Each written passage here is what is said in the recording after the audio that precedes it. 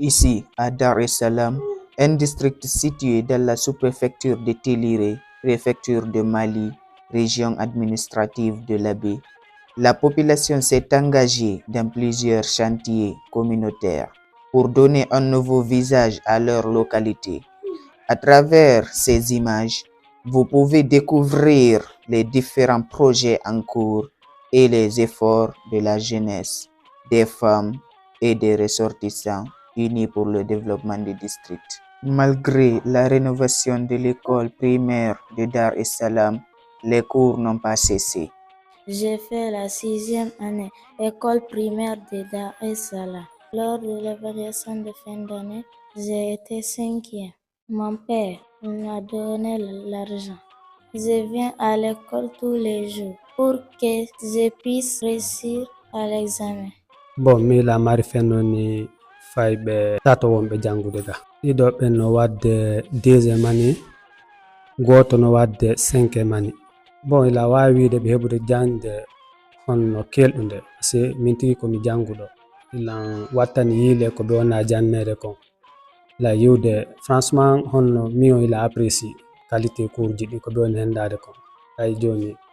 yettude Allah changement molnaɗo waɗi to en tant que parent d'élève mi on honno ila wajade ɓe ɓe ara ɓe janga mi wolna ɓe nafoore gandal ami ila andi nafoore gandal ngal si ɓe hoti kadi mi révisanay ɓe ka suudu si ɓe hoti tigi tigi on honno mi wallidirde way jande nden ko ka l'école e ka suudu constat on par rapport e collègue ɓe amen ɓen parent d'élève ɓen ko mi wiye maɓɓe kon fof no faalaɓe mum ɓen janga par ce que minen ɗo darɗo joni jama on fof no andi nafoore gandal ngal mi fuɗɗoro taw jangoɓe ɓen haray lantoriɓe yoɓe ɓeydu wakkilagol ɓe wakkili yoɓe ɓeydu wakkilagol yoɓe ɓeydu ɓe janga ɓe andita ko kamɓe woni fitir jango on kamɓe woni fi Dar es Salaam jango haray jannoɓe l'école ɓen haray min toriɓe yoɓe ɓeydu wallitagol men ɓe wallitimen ko nare min toriɓe ɓe ɓeydu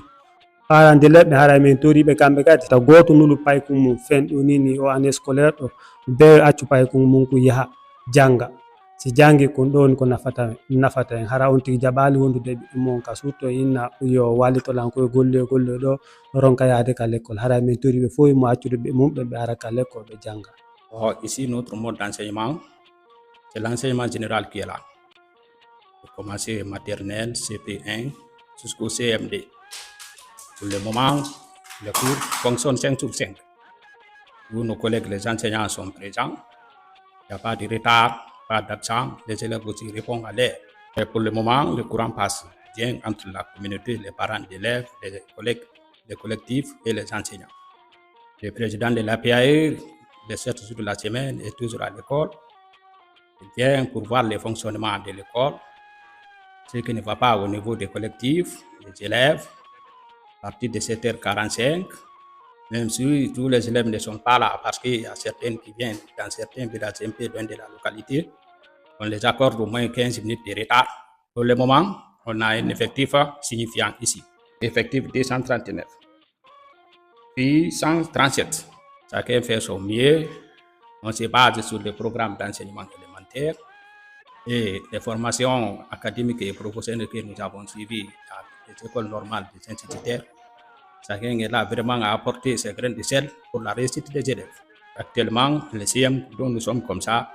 est vraiment rempli, surtout nos candidats cette année. On a suffisamment de candidats qui sont engagés, qui sont prêts pour la réussite. Nos besoins ici, bon, je vous ai montré la direction. Nous avons le manque de mobilier là-bas. En plus aussi, le logement. C'est le problème de logement là qui nous pose beaucoup de problèmes parce que beaucoup de collègues enseignants ne résident pas au centre ici. Et ce n'est pas tout le monde qui est motorisé aussi. Donc, ceux qui viennent de loin, parfois, ils accusent des retards. Non, je ne pouvais pas les condamner. Ils ont tout fait, mais jusqu'à présent, le problème de logement se pose. La construction du siège social du district de Dar es Salaam, ce bâtiment symbolise l'unité et la stabilité du district. Il servira de lieu de réunion et d'accueil pour les visiteurs et partenaires. Haray men fuɗɗinoɗo ilandema 2023 alhamdulillah rabbil alamin haray golle ɗen no yaade seeɗa seeɗa no sutorɗen ɗo ni haray ilandema 2023 hitande be Allah newna mi waɗa seeɗa bayi ko golle association ko seeɗa woni yarde haray ko polgal molanal mi woni heɓude ka nder district men Dar Salam ɗo ko waɗi ndu suudu ɗo ndu ɗuuɗaka sous préfecture ji men ga haray nafoore nden meɗe wowno fottude renioji tawa tigi on ko mi woni ley leggal walla mi yaa min luɓo nokkugo mi wona ɗon haray noon nduɗo suudu si ndu gasi wonane men kamen fotta min yewta renioji amen ɗin e nder district on fof inchallah haray ni faale amen on ga haray ko heɓugol matériel ji ko min gayntora ilandema programme siman on ha e peinture ha e sonorisation min heɓa kadi julle hara julle winnete haray foteji hara ko labaɗe hara no woni do dal piiji hara wonɗi tigi on kelɗuɗi komi mari komi toro nini sukaɓe nga e yaltuɓe ɓen haray sengo ressortissant on komi torotoɓe koɓe wakkilo ka kafugol si ɓe kafi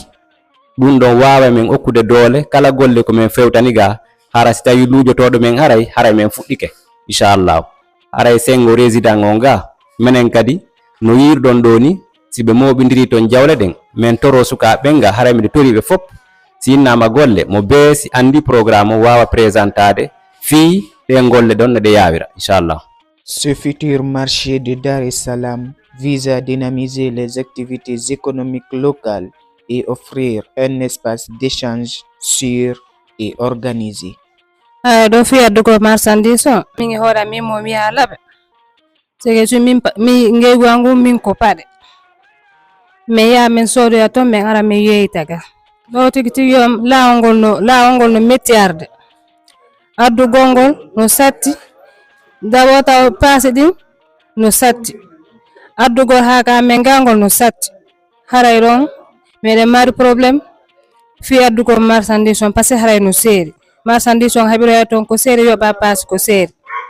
haray ɗon tigi on miɗen heɓude mum ko hawri si min taƴoyi to min inni ko ma min heɓa min ita ɗon coggu paasi min heɓa ɗon seeɗa haray ko ma min seerina prix o min wawata wadde même prix wonɗo ka saare on haray ko il faut min ɗoyta seeɗa min ɓeyda seeɗa haray ko min turotoɓe ko ɓeydu min wallude min heɓa marchandise ka nder magasin ji darnaɗi ga hara min heɓa ga yeyoɓe prix en gros haray ɗum ɗon miɗen faala jama yo wallito min magasin ji ɗin ɓante dara no pooɗira jama on kadi ɓe ara ɓe wallito min fino marché ɗen yaajira hara miɗen tori min ɓe ɓeydu min wallitade si tawi ɓe addani min ga comme no ɓeɗo inniri ɓe waɗi magasin ji ga ɓe addi ga tawa min heɓiray ga en gros si tawi ɗon min sottiri e jungo maɓɓe no gasa woɓɓe ɓen heɓa no yeyra tawa hino newi haray golle amen ɗo taw ko sensibilise gol taw jama on ɓeyda haray encourage de jama on fii yo fof waw arde assista tawe haray e fii no marché o wonira marché tigi ɓe ñamba ɓe waɗuɓe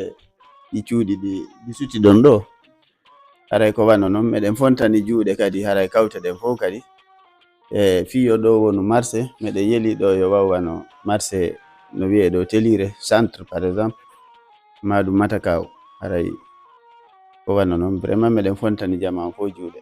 bon kawtal ɓe ɓurɓe ɓattade ɓe miɗo wawi wiide ɓen ɗon jaɓal notade ɗo taw ɓurɓe men ɓattade ɗo ɓe meɗen mari noon woɓɓe wonɓe iwde ɗo ka muuti seeɗa wonɓe iwrude sigon no notade ga seeɗa ɗo